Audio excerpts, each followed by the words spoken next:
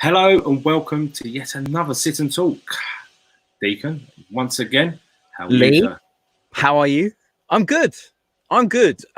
Just moaning about how sweaty things are at the moment. I don't even, using the word hot, I think is understated. I think the word sweaty is probably a more apt word to describe what we're all going through at the moment. Just sweaty.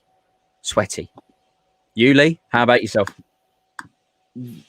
Yeah, Oh, sorry, we've got a complication here. No. Yeah, it's just linked over. Sorry, it's linked over. Sorry. Just stop in a second. Professionals. We're sorry. professionals It's just at this. We're professionals, guys. Don't worry about it. It's fine. It's absolutely fine. I think there's like a delay going on now. We were absolutely fine before we hit the record or the live button, so to speak. And now we're having some issues. But Lee is in the process of sorting it out. I hope everyone is well this evening, depending on where you are in the world. I know that in the UK, the weather is very, very warm. And as I said, yes, I'm back now. That's it. Back? We're good. See, you English people, I tell you, a bit of sunshine, you moan. A bit of winter, you moan. There's no professionals. No. There's two things that we're really good at, right? Moaning and getting in queues. We're so good at getting into a queue. COVID-19, everything's a queue now, isn't it? Go to the toilet queue, go bus stop queue. That's it, man. There's a queue for everything, dude. Seriously. And we're just happy just to get in line. But anyway, we digress. Lee, we've got a very, very special guest for this for us this evening. We're both extremely excited to be able to speak to this gentleman about his history and his journey through his mental health and his football career. Lee? Yes, I'm looking really forward to this. I remember this player playing for Man United, breaking through. Obviously, big players in that team. That's the one. Huge players in that team, and for this player to come in and really play well and play for quite a few games. It's just unbelievable. His dreams are made of. He's a really nice guy. Without further ado, we've got to welcome him. I think you can see on the screen we've got a picture of him in the Man United top. You will have known exactly who this person is. And thank you for everybody that's retweeted. Oh yes, very much. If you're watching this on YouTube, can you please subscribe? We are getting bigger and bigger players coming in, and we want to really emphasize that we can make a massive difference together. That's the one. So yeah, without further ado, let's welcome him. Without further ado, Mr. Luke Chadwick. Hello, Luke. How are you, sir? Very well. How are you two? Very well. A little bit hot, but yeah. The word for today is hot or sweaty. Yes. It's very much so. How are you, Luke? Yeah, not bad. Lovely day in the sun, but I've been, like you just alluded to earlier, I've been moaning about it being hot today. Last week I was moaning about the rain, so never happened. That's what we do. We're always moaning. I had a barbecue today, so I embraced the sun, whereas Lee was ripping up carpet. So yeah, I'm glad someone ate today.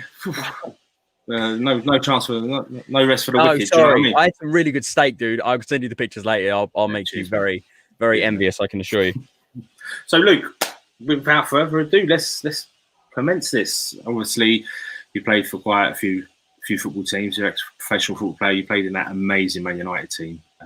As a Fulham fan, it pains me to say that, but what a team it was. You left school at the age of 16 and you went up to Manchester on YTS, was it at the time? Yeah, so I left, I had my school prom at a school called Melbourne Village College, a little village at the south of Cambridge. And then the night after, the morning after, I was straight up to Manchester to start my new life as a apprentice football player. So it was quite a difference between the village I lived in and the digs in Salford that I moved straight up to, that's for sure. How was that for you? Obviously, you're 16 years old. You're very, very young. Obviously, did your parents go up there? Did any family go up there, or did the club sort out where you were staying, in the sense of staying with like a foster family, should we say? Yeah, so there was two of us lads that stayed in the same family, so we stayed in digs. All the boys that come from out of town, from away from Manchester, lived in houses around Salford near the training ground. So my mum and dad drove me up there and sort of left me on my own for the first time, and it was time to start fending for myself. How did you find that? Obviously, 16, it's quite a big thing. 16. I don't think us as football fans really understand that. You know, you're 16 years old and you're not shipped off, but you're going to, for want of a better word, you're going to the other end of the world. You know, it's a different lifestyle. You're 16, everything, you're very impressionable, and everything's so different from what you're normally used to. Like you said, a small village near Cambridge, and then all of a sudden you're up in Manchester, quite a very vibrant, very busy city. Yeah, I was definitely obviously really excited about doing what I love every day, playing football every day, but at the same time, a bit of trepidation of moving to a new place. And the first probably 6-8 weeks, I was really homesick. I used to be on the phone, crying down the phone to my mum, saying I wanted to come home. But I think it was just sort of getting used to it and getting settled into it and that sort of thing. Physically, it's so demanding going from school into training, playing football every day. So it was always tough physically. And I think that made me a bit more emotional. And I was on the phone quite a lot saying, I don't want to do this. But once I got settled, them 2 years as an apprentice I loved it. It's just sort of, you're doing something you love every day. You're playing football with your mates. It is at a club like that as well for the world, probably particularly at that time. It was an amazing experience. So who was in your youth team? Who was really close to you? And obviously growing up at 16, very impressionable. And I think the top players, the ones that really had. So I went up. There was obviously the second years, the ones that were a year above us. There was the likes of Dave Healy, who was, I think he was a Fulham when he played. Northern Ireland boy. Love him. He was an incredible finisher. Dave Healy. Richie Wellens was a brilliant player. He's the manager of Swindon now. And Wes Brown was always the top boy sort of thing. He always was a Rolls Royce in the youth teams coming through, and an incredible player. And in my age, there was Michael Stewart played a few games, a Scottish midfielder. Paul Rachubka, the goalkeeper, had a really good career in the game in the lower leagues. And the big one was John O'Shea, who came over, and he had a real stellar career at Manchester United and then moved on and played at a real high level. So they were the real top dogs, as it were, the ones that really kicked on from the YTS days. That's amazing. So obviously you've gone through this YTS, which I think they should bring back, if I'm honest. I think it's a great system. You've gone through that for 2 years. At the age of 18, you make your Man United debut. What was Luke feeling as an 18-year-old? If you could take yourself back to that moment, you're like, mate, I'm a Fulham fan, but walking out Old Trafford would be like a dream come true for me. Of course. You know, walking out, getting ready. Alex Ferguson told you you're in the team and so forth. What was that feeling? Did your family come up with you? Dread to think. Just explain that to everybody. Yeah, so my debut actually came in the Worthington Cup, the League Cup. It was called the Worthington Cup back then, and the gaffer always used to play a lot of the younger players in that. So on the Monday, we all knew that we might have half a chance of being involved. So I think there was probably about 4 or 5 of us the day before the game that got told to stay at the Cliff and train with the first team. And then after training, he sort of said he was playing. So I actually didn't drive or anything at the time, so I had to walk back to my digs, and I had a bit of a spring in my step, thinking I'm going to play for Manchester United first team tomorrow. Obviously, I was hugely excited and a little bit nervous as well, but I don't think at that sort of age, I think you're quite fearless, and I think it helped the fact that I was going into the game with a fair few of my mates from the youth team. So it was an incredible. We played Aston Villa away, and we went down on the bus, and usually we got the old minibus in the youth team for all the away pictures, but we was on some top-notch bus with the tables and TVs and all that. And I went out and we got beat 3-0 off Villa, who had a real strong team out on the day. I remember it so well because in the Aston Villa team that night was Dion Dublin, who was a massive hero of mine. I was a Cambridge United fan growing up. Yeah. The big, the player that moved from Cambridge to Manchester United at the time. So after the game, I remember the manager was sort of letting us know, weren't shouting, but let us know, don't think that it's acceptable to come to Aston Villa and get beat 3-0. But I don't think it mattered what he said with me and a few of the others. I think we were so delighted to when you're a kid, all that mattered, just to play one game would have been plenty. So just to to have achieved that and played in a first team game, albeit in the Worthington Cup, I was on cloud 9 for the next few days, I'm sure of that, despite the result. Oh, mate, I'm 37 years old and I'll give my left leg, right leg, both arms.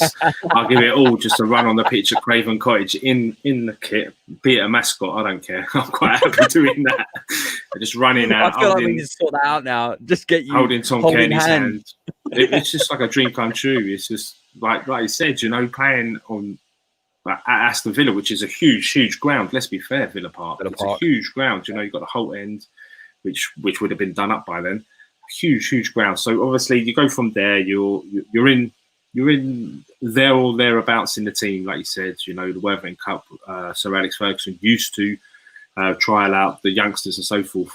Speaking of Alex Ferguson, obviously it's a man that we don't really speak about because obviously, you know, he's retired in the game now and everything like that. But, you know, he's an icon. I'm an Arsenal fan, so I'm a lover of Arsene Wenger, and everybody knows the Alex Ferguson and Arsene Wenger rivalry was iconic. Sean's put in a really good question into the chat. He just said quickly, whilst we're on that point, is how was Sir Alex off the pitch? Was he supportive? Did you ever have a conversation with him maybe at that point, at the early doors of your Man United career?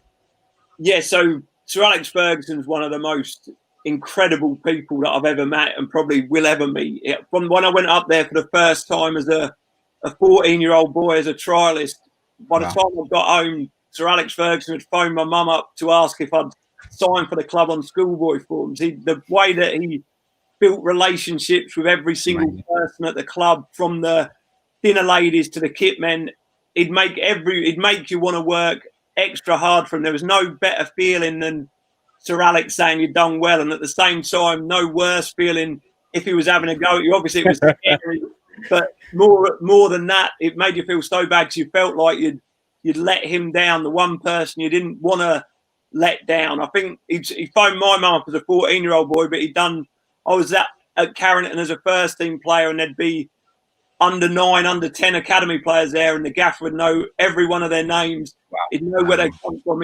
That was the genius of the man. He just made everyone want to work harder than they thought they could for him. And I think that was the success that he bred at that club, was from everyone pulling together. And if everyone's pulling together in the same direction, I think that's when you tend to get success. But I've been at a lot of football clubs, but never to the point where the man was in charge of everything and wanted a piece of everything and made sure everything was done to his perfection. Yeah. It doesn't shock me. It doesn't shock me. He comes across. He really does come across. He seems like the most amazing man. Even as I said, coming from someone that loved Arsene Wenger, but there was so much respect between the rivalry.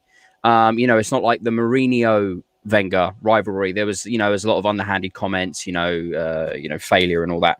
But the rivalry between Wenger and Ferguson obviously is completely iconic. Everybody remembers it. And even still, you still have utmost respect for Sir Alex Ferguson. So that's an incredible answer. So there you go, Sean. I hope that answered your question correctly. So you break into the first team, Luke. Everything's going well, and obviously you got more exposure as a player, and obviously with that comes criticism about certain things. As you've stated recently on many of programs that I've watched personally, they think it's all over. Nick Hancock and Gary Lineker and so forth singled you out the way you looked. How, as a person, breaking into the Man United squad, having all of this, let alone that pressure of breaking into the squad and wanting to impress the boss and that be there and be that good player, and then obviously having this negativity coming in from the side and constant abuse, really. I was thinking about it the other day, and I was thinking if social media was around then, what we have now, it would just be awful. I just think to myself, why? What's the point in that? I really genuinely don't understand why anybody would target anybody the way they look or anything. But I remember watching the programs and then really singling you out. As a young lad, how did you personally feel about that? Obviously, we do a lot of men's mental health and everything, and we've got loads of walkers, all different shapes, sizes, looks, everything. Everybody's just totally different, which I like. And everybody comes to the party and everybody just talks openly, which is superb. But I've always wanted to know how it felt to you as a person, individually as Luke. It's mad, really, thinking back. Obviously, I was quite naive.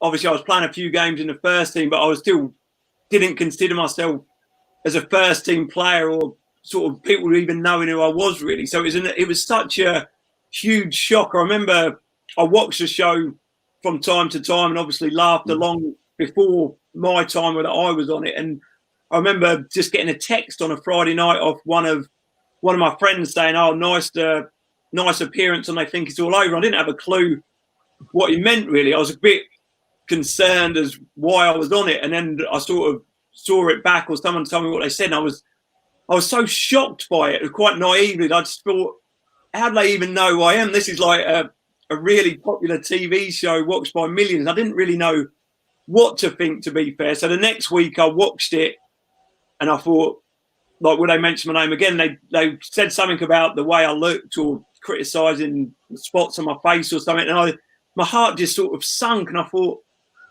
I don't like this at all. And then it sort of went on and on. I'd watch it for the next 3-4 weeks, and every time that I was just hoping and praying that they didn't mention my name or there'd nothing be on there. But every week there just seemed to be something on there, and every time it'd be like my heart had sink so much, just thinking, please stop mentioning, stop drawing attention to me. So it was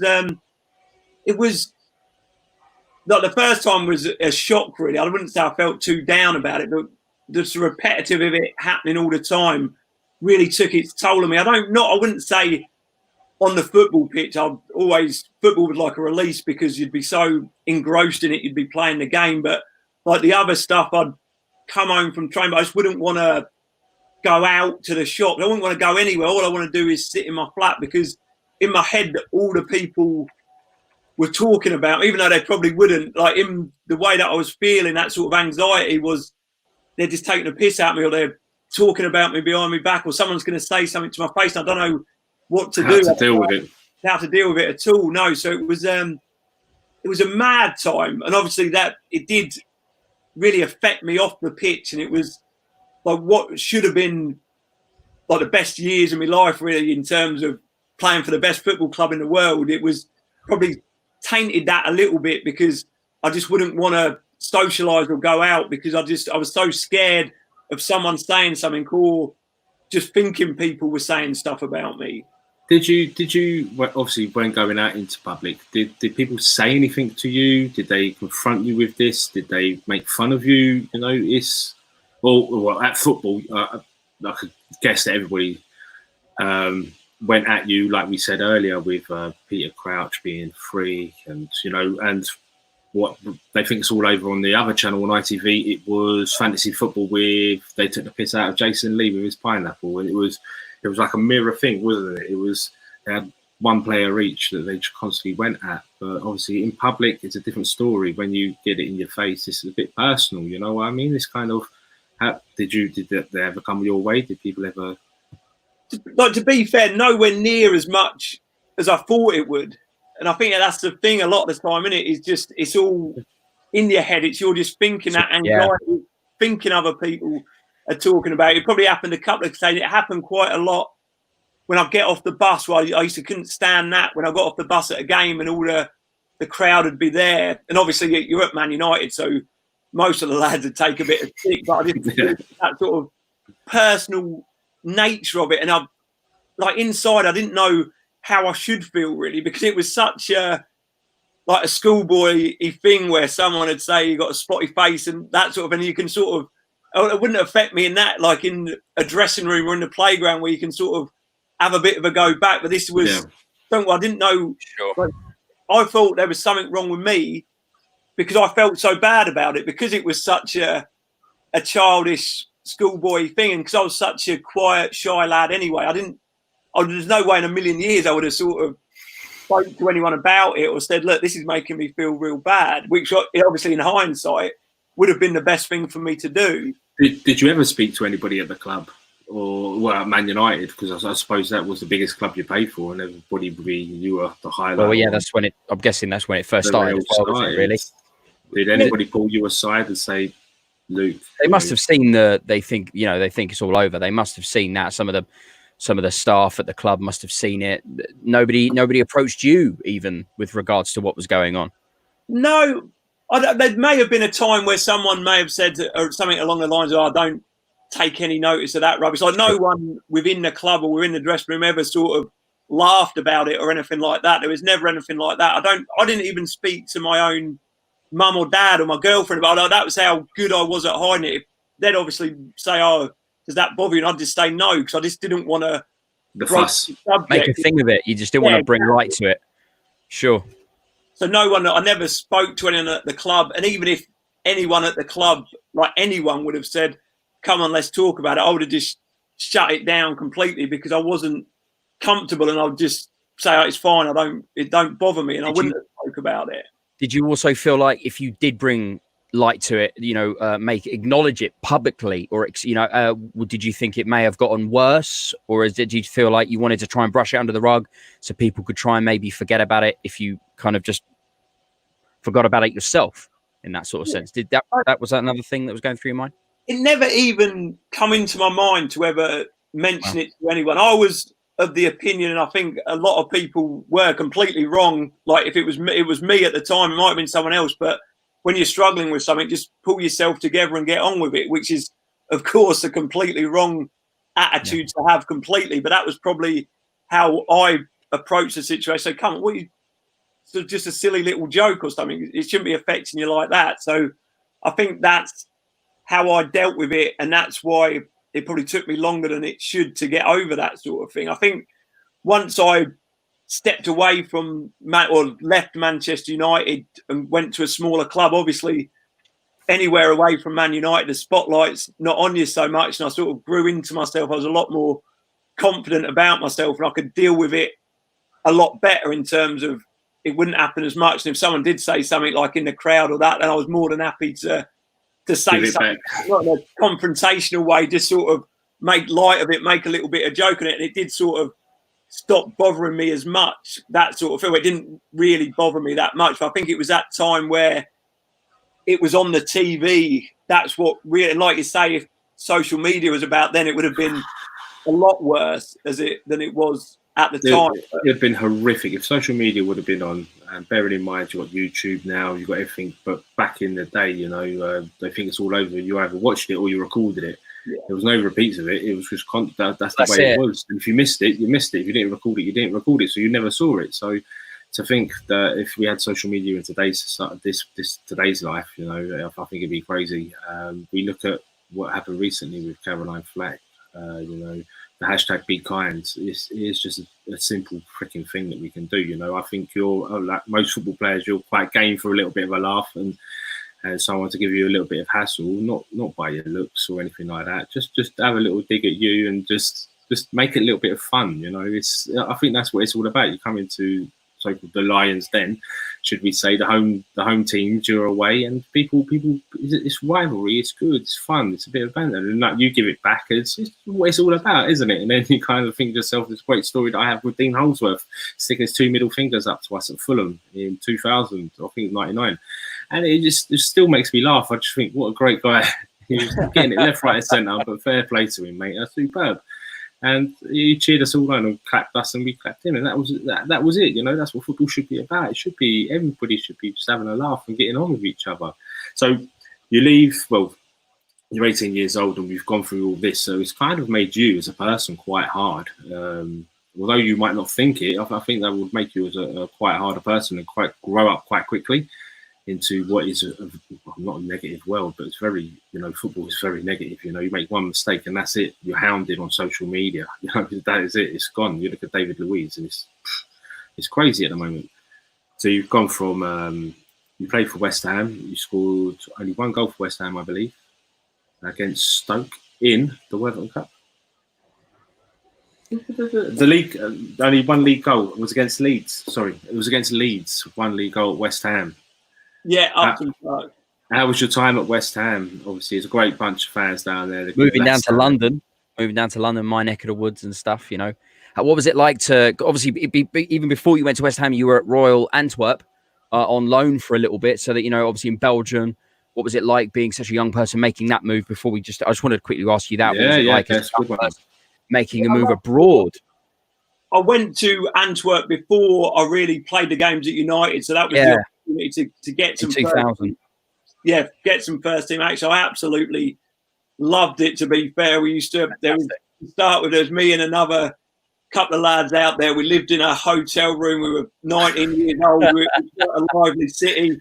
The Brilliant. was going really well as well. We were top of the league, so it was a fantastic time. Brilliant. In terms of a life experience, but sort of the first experience of playing regular football week in, week out in front of a crowd where it was a real passionate crowd with all the smoke bombs, the typical European sort of game. So it was, I crazy out there. Loved it in Belgium. It was a fantastic experience that I wouldn't change that for the world. It was an amazing club to play for. We won the Belgian second division while I was out there, and then I went back the next season and played in the Belgian first division, which against the likes of Anderlecht and Club Brugge. Wow. It was a real positive experience for me out in Belgium. Yeah, I just wanted to ask you that because I find it very interesting when English players especially make moves abroad, even if on loan or on a permanent deal, because it happens very, very rarely.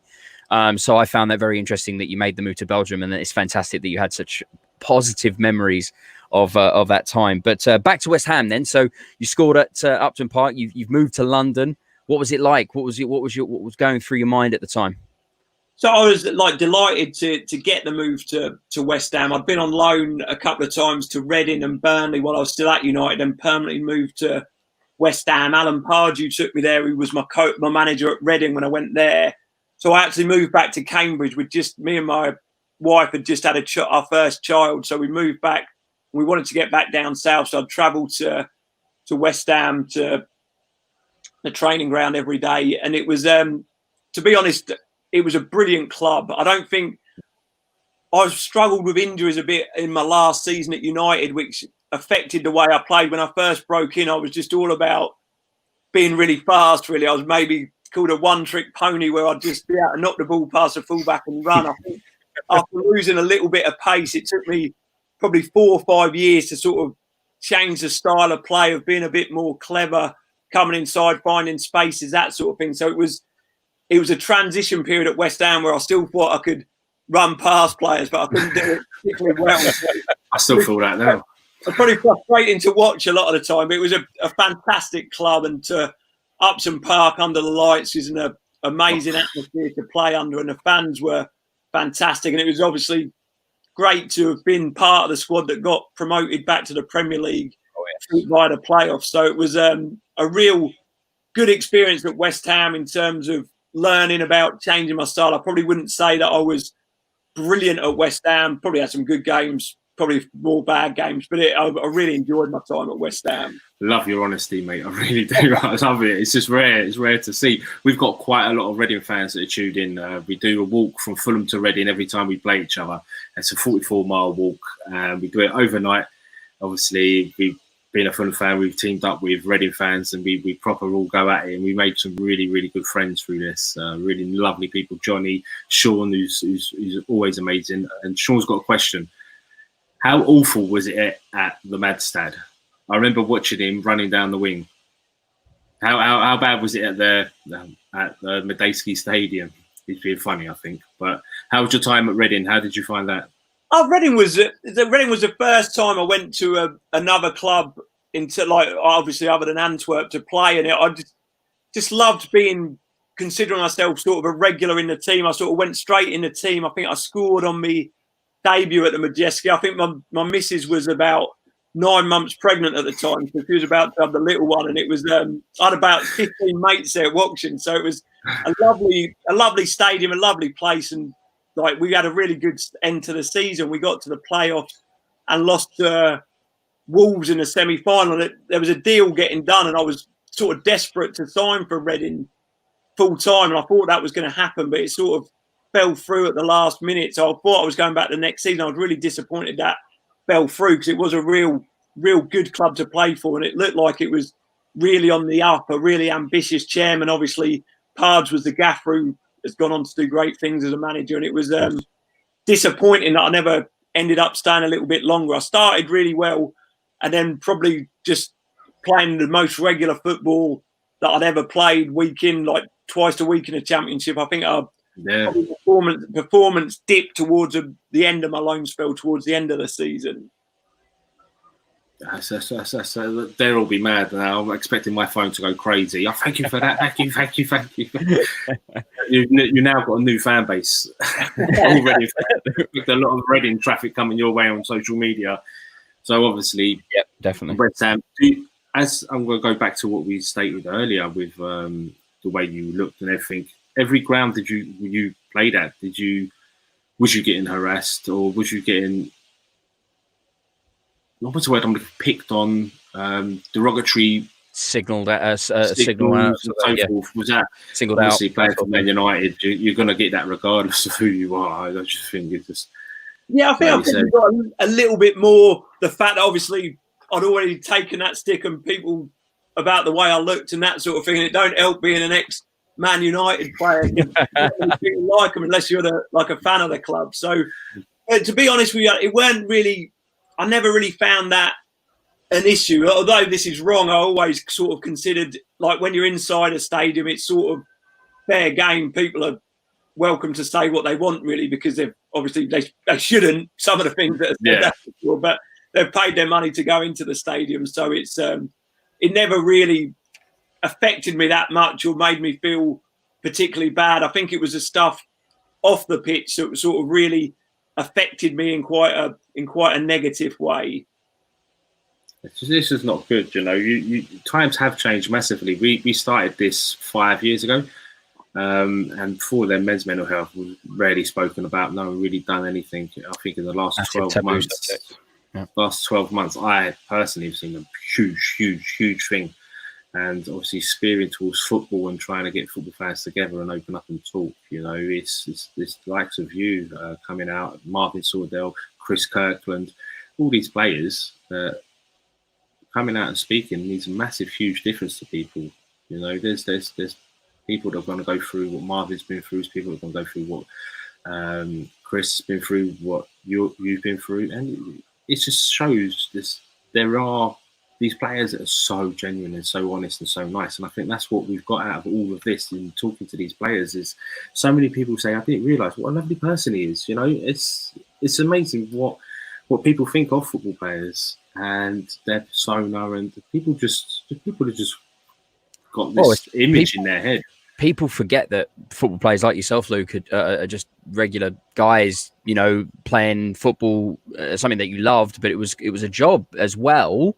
You were just you were so lucky to do it as a career, but you're just a normal guy as well. That, you know, you go down the pub and have a beer or whatever, or you out with your mates, or you know, get annoyed about how hot it is, just like everybody else.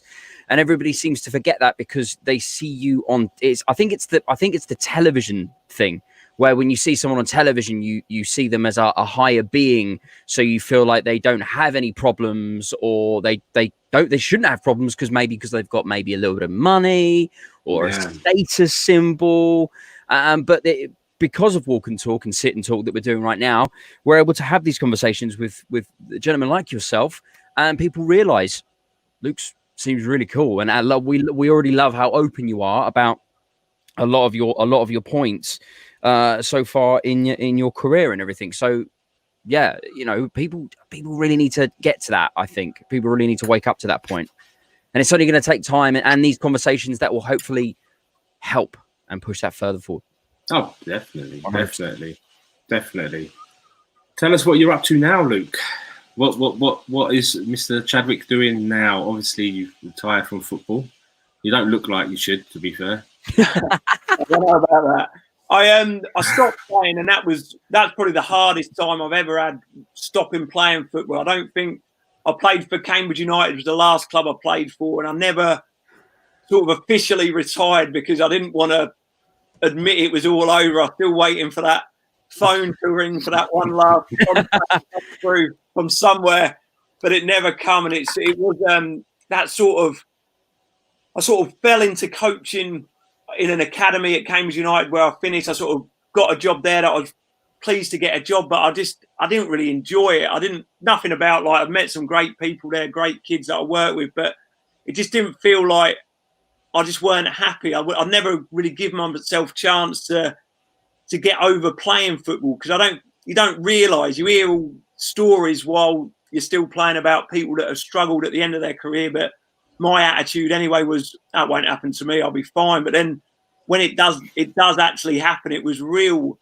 tough, and I didn't know what to do with myself at all, really, in terms of who am I now. I've sort of lost that sense of identity. What am I all about? Where do I fit in this world that I'm living in now? From the age of about 10, I've been known as Luke, the good footballer. Now I don't play football anymore. So that was a real tough time, where it took me. I've stepped away from professional football and the academy at Cambridge United and got involved in this organisation called the Football Fun Factory, which is all around, as the name would suggest, making football fun. So it's not about developing the next professional players or getting into academy. It's all about boys and girls from the ages of 2 to 12 loving football. Our responsibility. Well, it should be.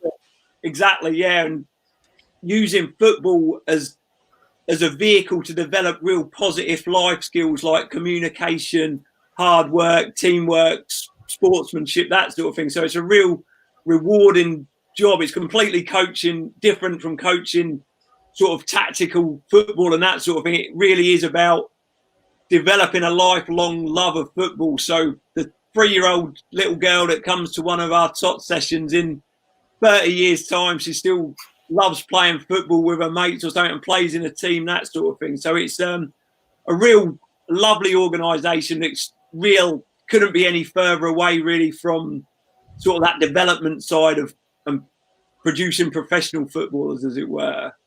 It's a cutthroat business, that is, isn't it? Let's be fair. It's just you either make it or you don't. And if you don't, you're on the scrap heap. But I think what you're doing, which go back to what you said, I think we've had 5 former players on here. And out of the 5 that said they wouldn't find it difficult giving up football, all 5 of them have said exactly the same as you. Exactly the same. It's trying to find out what they do. It's like you said, it's like, I'm Luke, I used to play for Man United, and all of a sudden that's just gone. It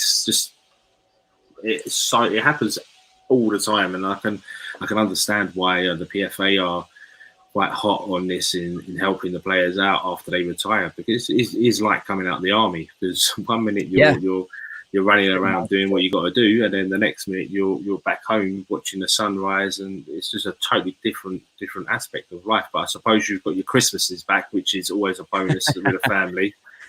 You're in the good books, I guess.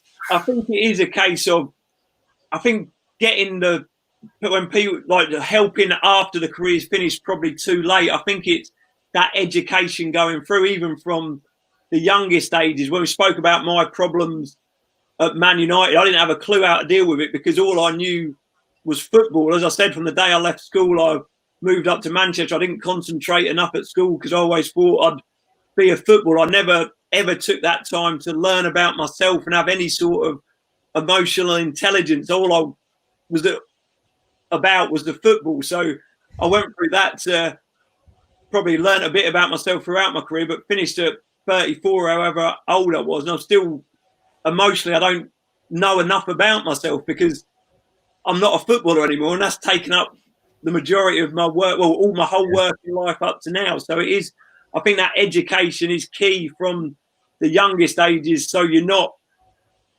in that pigeonhole as a footballer. You're still that Luke the person away from it who's got to have other interests. It can't just be football, which I think it's getting better now, but I think particularly from my era, that's how it sort of worked, and the players that you've spoke to already maybe have quite a similar story to that.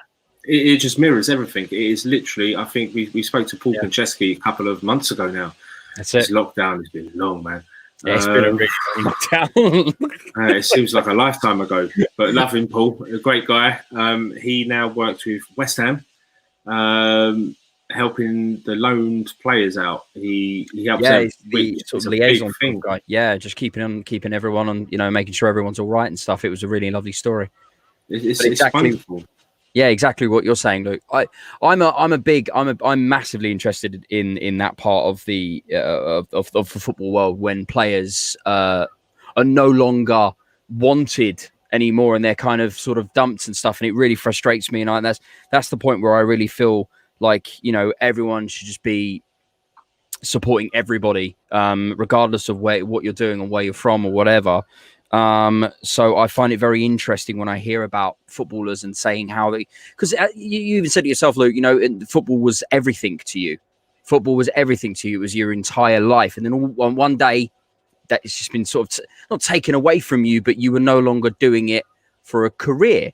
It's very interesting. So coaching has never been your thing. Obviously, I know that you've got Football Fun Factory. I checked out the website. I really want to come and do a football party now. Especially in the big bouncy room. I want to get involved. You know what I mean?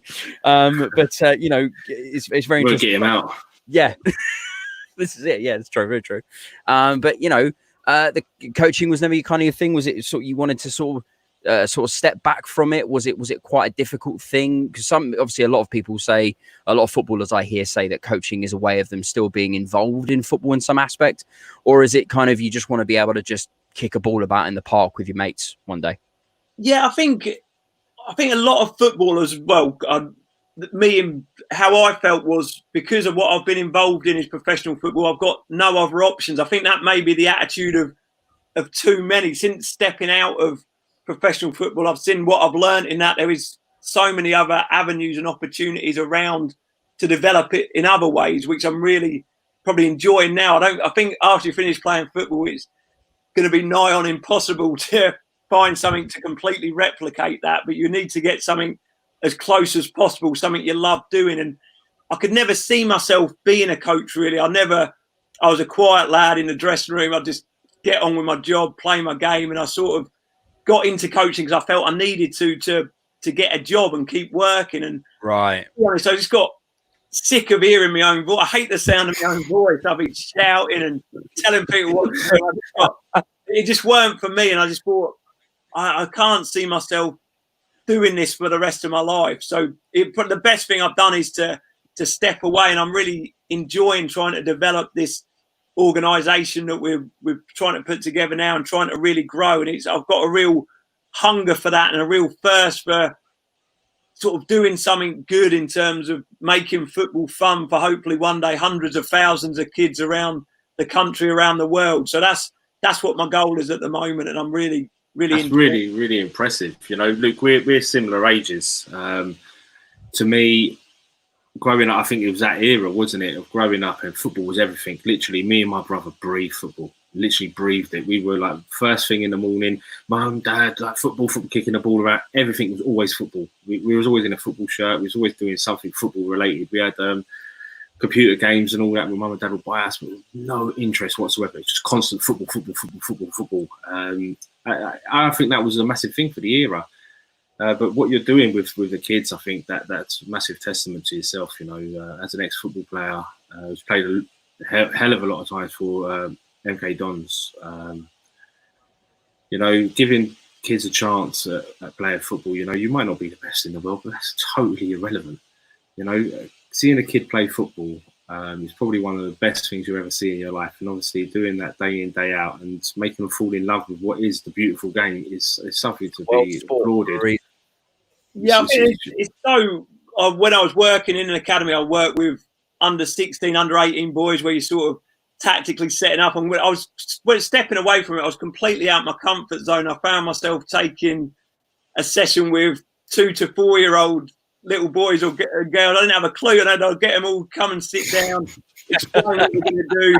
They'd get up, they wouldn't do anything I'd said. They'd just be running around, doing whatever they wanted, picking up all my cones. But at the end of the session, they all left with a massive smile on their face, saying to mummy or daddy, I can't wait for football next week. And it's so a privileged position to be in that, to try and develop these such young kids of loving what can be an amazing game and something that is such a great release and something to really put your mind on and something to look forward to, football. And regardless of how good you are, it doesn't matter, does it? If you love doing something, who cares if you're not the best player in the world at doing it?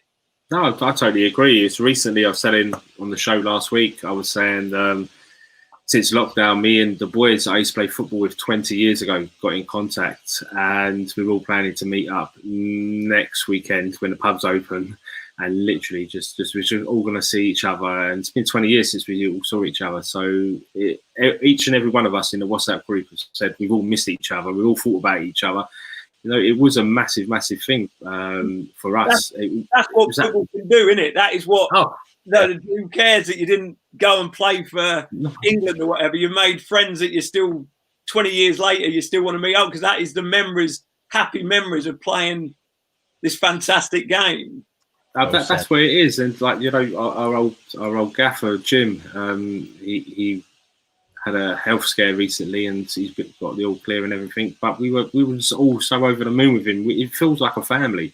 It generally feels like a family. Although most of us are going bald now, putting on a bit of a derby, smoking too much, drinking too much, you know, the usual. But it's just to see these boys again. It's something special. And you know, with that in mind, you know, with the kids that you're teaching at the moment, could you imagine in 20 years' time they all meet up and you'll be there as a little bit older now, but you sat there just going, this is it. This is what life is all about. Giving people an opportunity to make friends, to be together, to understand that there is so much good you can do with playing football or being associated with football.